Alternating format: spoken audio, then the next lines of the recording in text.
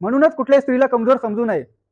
महिषासुराने एका स्त्रीला कमजोर समजलं. तो म्हणाला की एक स्त्री माझं काय बिघडवू शकते, काहीच बिघडू शकत नाही. पण एका स्त्रीने त्या महिषासुराचा वध केला, जे की कुठल्याच पुरुषाला शक्य नव्हतं. ब्रह्मा, विष्णू, महेश या तिघांना सुद्धा शक्य नव्हतं महिषासुराचा वध करणे. म्हणून यांनी मिळून जयदेवी जयदेवी महिषासुरवर्धिनी.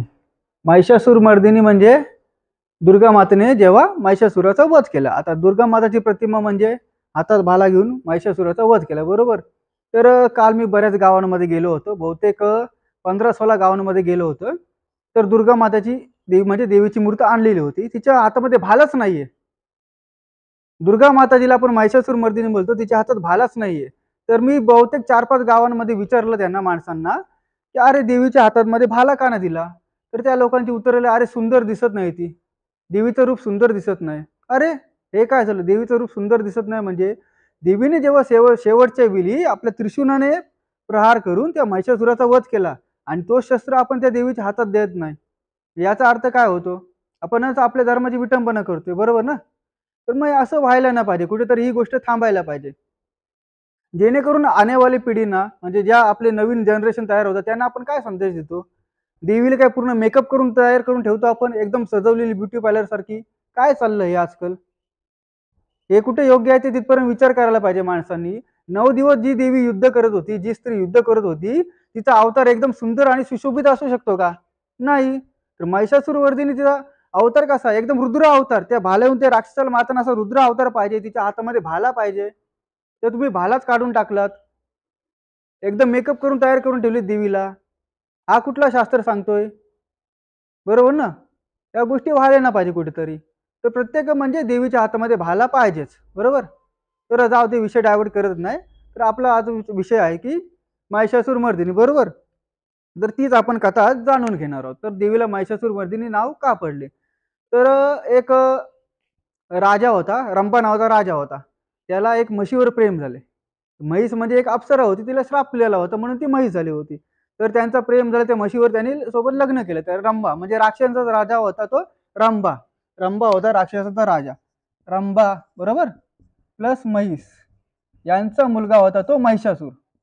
कोण होता, महिषासूर.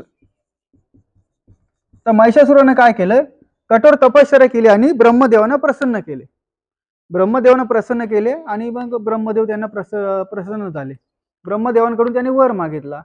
तर काय वर मागितला असेल, तर मला कोणी पुरुष मारू शकत नाही, कोणी पुरुष मारू शकत नाही, कोणताही देवता मारू शकत नाही आणि कोणताही पशु मारू शकत नाही. तर ब्रह्माजींनी विचारलं, अरे तू तर स्त्रीचं नाव घेतलं नाहीस. तर महिषासूर म्हणा, अरे कमजोर स्त्री माझं काय करू शकते, काहीच करू शकत नाही, माझं काहीच बिघडवू शकत नाही. तर ठीक आहे, ब्रह्माजींनी त्याला आशीर्वाद दिला, तथास्तु. त्याच्यानंतर महिषासूर तिन्ही लोकांना जाऊन पूर्ण प्रजेला त्रास देऊ लागला, देवतांना त्रास देऊ लागला, बरोबर. पूर्ण देवतांना त्रास देऊ लागला, पशूंना त्रास देऊ लागला, मानवांना त्रास देऊ लागला. सर्व देवता मिळून ब्रह्मा विष्णू महेश म्हणजे भगवान शंकर, विष्णू आणि ब्रह्माजींकडे गेले आणि सांगितले की तुम्ही यावर काहीतरी सोल्युशन करा. तर मग आपण बोलतो ना एक मीटिंग घेतली, तशी सर्व देवांनी मिळून एक मीटिंग घेतली आणि मग प्रत्येकाने आपापल्या शक्तीनुसार आपापल्या शक्तीने एक स्त्री तयार केली, दुर्गा माता तिला आपण बोलतो, बरोबर. स्त्री काय तयार केली आणि त्याने प्रत्येक देवांनी त्यांना त्या मातेला आपापली शक्ती दिली, बरोबर. आता प्रत्येक जण बोलतो आपण देवीच्या हातामध्ये एवढे शस्त्र आहेत, ते कोणी दिले असतील, कुठल्या देवाने कोणते शस्त्र दिले, ते आज आपण जाणून घेणार आहोत. तर आपण जाणून घेऊ की कोणत्या देवांनी दुर्गा मातेला कोणते शस्त्र दिले होते. तर आपण सर्वप्रथम मी इथे बोर्डवर नाव लिहिलेले आहेत देवांची त्या सर्व, आणि कोणते अस्त्र दिले ते पण बघू. आता ब्रह्मदेवाने का दिला, कमांडू दिला आणि तसेच त्याच्यासोबत ब्रह्मास्त्र दिला. का दिला, ब्रह्मास्त्र, बरोबर. विष्णू देवाने का दिला, आपला सुदर्शन चक्र. विष्णू देवाने दिला सुदर्शन चक्र. आणि आपल्या शंकरांना माहितीच आहे त्रिशूल दिलाय तो. आता शंकराचं नाव येतं, ठीक आहे चला ठेवतो, त्रिशूल दिलाय, बरोबर. तर इंद्रदेवांनी एक वज्र दिला, बरोबर. वज्र दिला आणि एक घंटा दिला, घंटा. इंद्रदेवाने एक घंटा दिला. हा घंटा त्यांनी ऐरावत हत्ती त्याच्या गळ्यातून काढून हा घंटा दिला. सूर्यदेवाने आपल्या अग्नीचं तेज दिलं. काय दिलं, तेज, आपल्या किरणांचं तेज दिलं. त्याच्यानंतर आता वरुण देवाने काय दिला, शंख दिला. काय दिला, शंख. या शंखाची खासियत अशी होती की जो वरुण देवाने शंख दिला होता तो शंख वाजवल्यानंतर शत्रूचं बल हे अर्ध होत होतं. ज्यावेळी दुर्गा माता युद्ध करत होती, जेव्हा ती शंख वाजवत होती तेव्हा त्या महिषासुराचं बल अर्ध होत होतं. त्याच्यानंतर अग्निदेव, अग्निदेवाने एक भाला दिला, शक्ती नावाचा भाला दिला. शक्ती नावाचा काय दिला? भाला. शक्ती नावाचा भाला दिला. त्याच्यानंतर पवनदेवने काय दिला? अमोघ नावाचा धनुष्य दिला. अमोघ म्हणजे काय? अजिंक्य असा. त्या धनुष्यबाणाने तुम्ही युद्ध केलं की तुम्ही कधीच पराजित होऊ शकत नाही, असा काय दिला त्यांनी? धनुष्यबाण दिला. पवनदेवाने काय दिला? धनुष्यबाण. धनुष्यबाण अमोघ नावाचा, बरोबर. अमोघ म्हणजे अजिंक्य, अपराजित. त्याच्यानंतर यमराजने काय दिला? गदा भेट दिली. यमराज जी होते, यमराज, त्यांनी गदा दिली.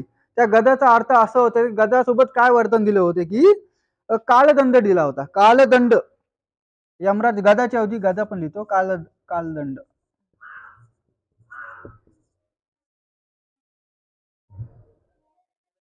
कालदंड याचा अर्थ होतो की मृत्यूला आपल्या वशमध्ये करायचा. म्हणजे ज्याच्याकडे कालदंड असेल त्याचा कधी मृत्यू होऊ शकत नाही. तसेच समय म्हणजे वेळेला आपल्या बसमध्ये करू शकतो तो. कोणतेही वेळ असू दे, वेळ त्याच्यानुसार चालेल, त्याच्या समयानुसार वेळ चालेल, असा कालदंड हा यमराजांनी दुर्गा मातेला दिला होता. त्याच्यानंतर गणपती बाप्पा, गणपती बाप्पाने काय दिली? तलवार.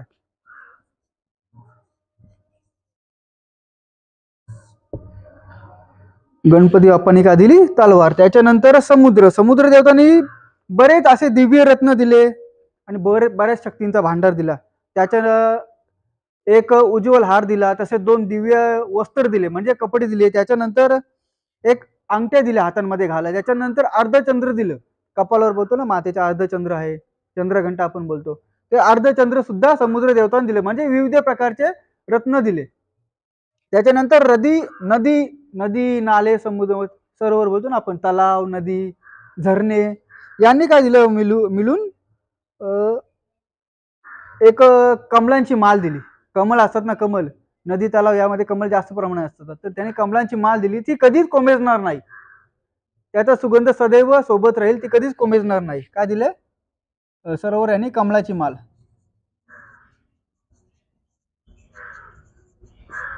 कमलाची माल दिली, बरोबर. त्याच्यानंतर विश्वकर्मा भगवान यांनी काय दिलं? एक कुऱ्हाड दिली, अमोघ नावाची कुऱ्हाड. अमोघ माझी मागाशीच बोललो मी, अपराजित. एक कुऱ्हाड दिली, ती अपराजित. विश्वकर्माने काय दिली? कुऱ्हाड दिली. काय दिली? विश्वकर्माने कुऱ्हाड दिली. आता हिमालय पर्वत, बरोबर. आता दुर्गा माता सिंहावर सवार आहे, बरोबर. सिंहावर बसून आली होती, तर हा सिंह कोणी दिला होता? तर हिमालय पर्वत यांनी काय दिला होता? दुर्गा मातेला सिंह दिला होता. काय दिला होता? सिंह, बरोबर. आता प्रत्येक गोष्टीचं काय ना काय प्रतीक आहे. एवढ्या शक्ती घेऊन दुर्गा माता ही 9 दिवस युद्ध करत होती आणि 10व्या दिवशी त्या महिषासुराचा वध केला, म्हणून आपण बोलतो महिषासूर वर्धिनी, बरोबर. 10व्या दिवशी तिने त्रिशूलाने वध केला महिषासुराचा, बरोबर. त्याच्यामुळे देवीच्या हातामध्ये त्रिशूल पाहिजेच, बरोबर.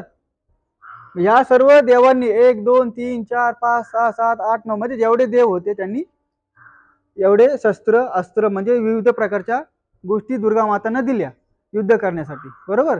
म्हणूनच कुठल्याही स्त्रीला कमजोर समजू नये. महिषासुराने एका स्त्रीला कमजोर समजलं. तो म्हणाला की एक स्त्री माझं काय बिघडवू शकते? काहीच बिघडू शकत नाही. पण एका स्त्रीने त्या महिषासुराचा वध केला, जे की कुठल्याच पुरुषाला शक्य नव्हतं. ब्रह्मा, विष्णू, महेश या तिघांना सुद्धा शक्य नव्हतं महिषासुराचा वध करणे. म्हणून यांनी मिळून आणि सर्व देवांनी मिळून एक स्त्री तयार केली, दुर्गा माता, आणि तिला एवढ्या शक्ती प्रदान केल्या. कारण ब्रह्मा, विष्णू, महेश या एवढ्या शक्ती पूर्ण कोणीच झेलू शकणार नव्हतं ते एका स्त्री शिवाय. म्हणून आपण बोलतो ना, स्त्री कधीच कमजोर होऊ शकत नाही. एक संसार करते ती स्त्री एवढ्या पूर्ण शक्तिशाली असते की तिच्यासारखा जगात कोणीच शक्तिशाली नाही. म्हणून आपण देवीची 9 दिवस 9 रूपांमध्ये पूजा करतो. समजलं? चला, जय श्रीराम.